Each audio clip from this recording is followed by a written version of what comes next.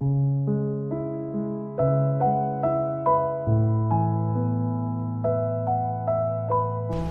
friends, a hearty welcome to all of you to listen to the fourth episode on religious life today.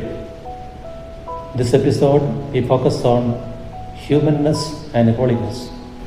Humanness and holiness, are they intimately related? Or are they two distinct aspects of human life?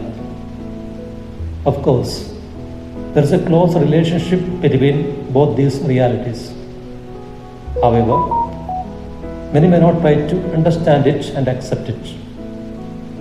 They may also fail to show the intimate connection between these both through their lives.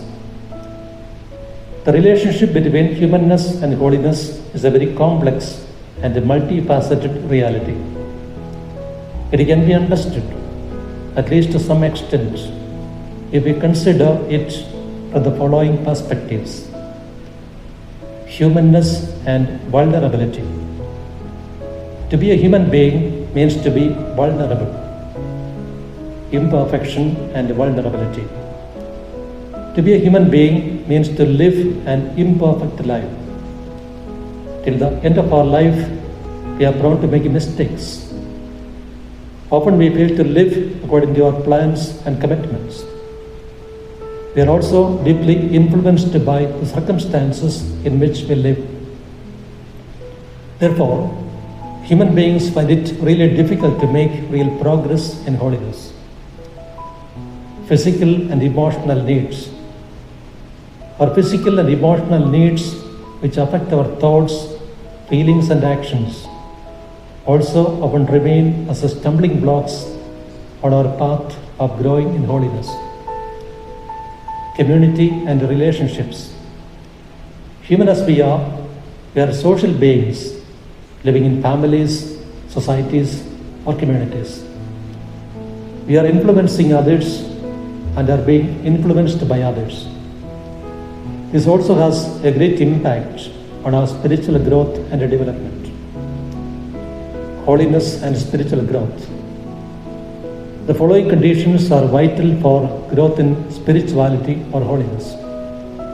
Spiritual transformation. Growth in holiness can take place only when a person is willing to go through a long process of a spiritual transformation, striving to become more and more like their spiritual ideal. Self-reflection and introspection. Growth in holiness requires a great deal of self-reflection and introspection. One needs to be absolutely honest in confronting one's weaknesses and failures. Practices and disciplines. Various spiritual practices and disciplines such as prayer, meditation, service, fasting, moderation, self-discipline, etc. can be of great help for cultivating holiness. Relationship between humanness and holiness. Embracing imperfection. Recognizing and accepting our imperfections and limitations are crucial steps towards spiritual growth and holiness. Authenticity and vulnerability. Authenticity and vulnerability are essential for spiritual growth.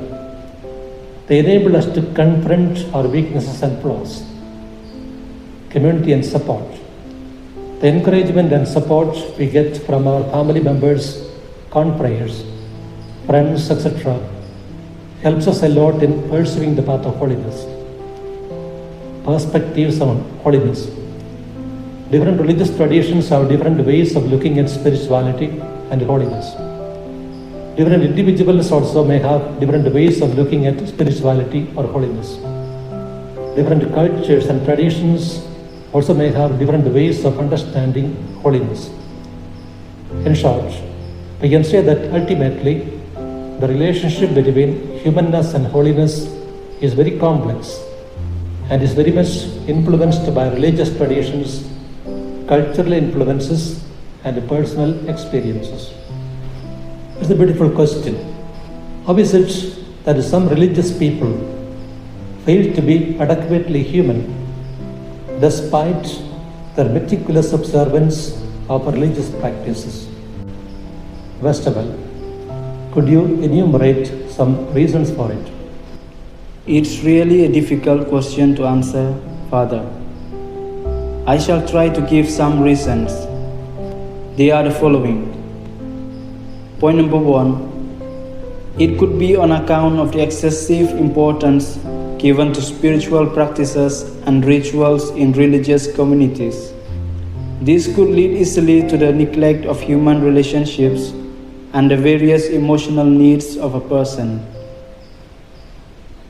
Point number 2. Spiritual practices may not be leading a person to understand the need of emotional intelligence, empathy, and compassion. Point number 3. It could be also due to the misguided priorities, such as focusing too much on the need of appearing to be spiritual or righteous, overlooking personal growth and genuine relationships. Point number 4. It could be also on account of the tendency to judge others' spiritual growth and unhealthy comparisons. Point number 5. Sometimes it can be also due to unaddressed traumas or emotional wounds which are preventing a person from being truly human. Good, thank you, Vegetable. Sylvester, could you add some more reasons? Yes, Father. I shall give some more reasons. Number 6. Unrecognized and unresolved biases and prejudices also can lead a person to contradicting spiritual values and discriminatory behavior patterns. Number 7. Inadequate self-reflection could be another reason for it. Number 8. Lack of proper accountability may also lead human beings to neglect relationships and human responsibilities. Number 9. Cultural or community pressures also can lead individuals to prioritize spiritual appearances over genuine human relationships. Number 10. Certain flaws within religious institutions such as dogmatism, authoritarianism, etc., can also be contributing factors leading persons to be not adequately human. Thanks, Sylvester, for your generous contribution. These are obviously some of the factors which are leading to a disconnect between spiritual practices and human relationships, leading to an imbalance in individual life. Thanks.